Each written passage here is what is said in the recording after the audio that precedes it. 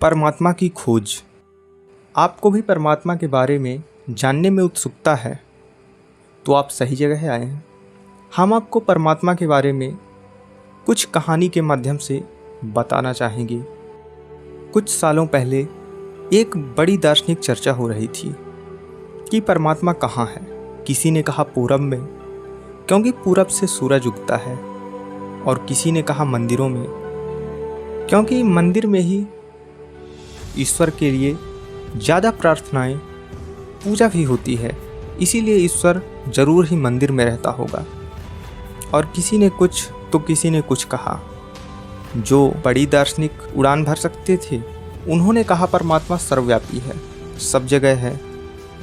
ये क्या बात कर रहे हो कि पूरब में है कि मंदिर में है, परमात्मा सर्वव्यापी है, सब जगह है। उसमें से एक व्यक्ति चुप था। सब ने उससे कहा कि आप चुप हैं, आप कुछ नहीं बोले, परमात्मा कहाँ है। उसने कहा अगर सच पूछते हो तो परमात्मा वहाँ होता है जहाँ आदमी उसे आने देता है। बड़ा अद्भुत उत्तर दिया। तुम उसे अगर आने नहीं दोगे तो परमात्मा भी क्या करेगा।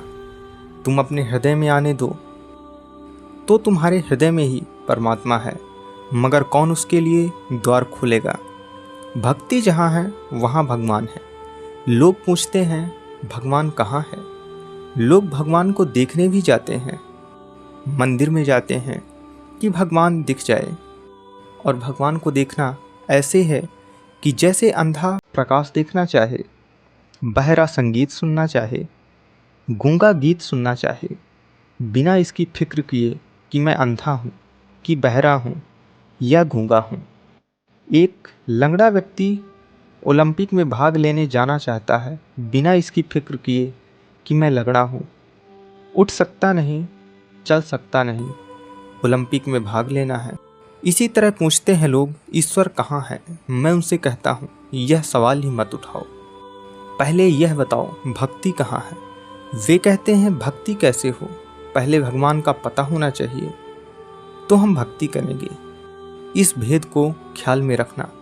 परमात्मा का पता जो पहले मांगता है फिर कहता है भक्ति करेगा, वह कभी भक्ति नहीं करेगा, क्योंकि परमात्मा का पता भक्ति के बिना ही चलता है। क्योंकि परमात्मा का पता भक्ति के बिना चलता ही नहीं है। भक्ति की आँख उसे देख पाती है, भक्ति के हाथ ही उसे छू पाते हैं। भक्ति के लबालब हृदय में उसकी तिरंग उठती है। जहाँ भक्ति है वहाँ भगवान है।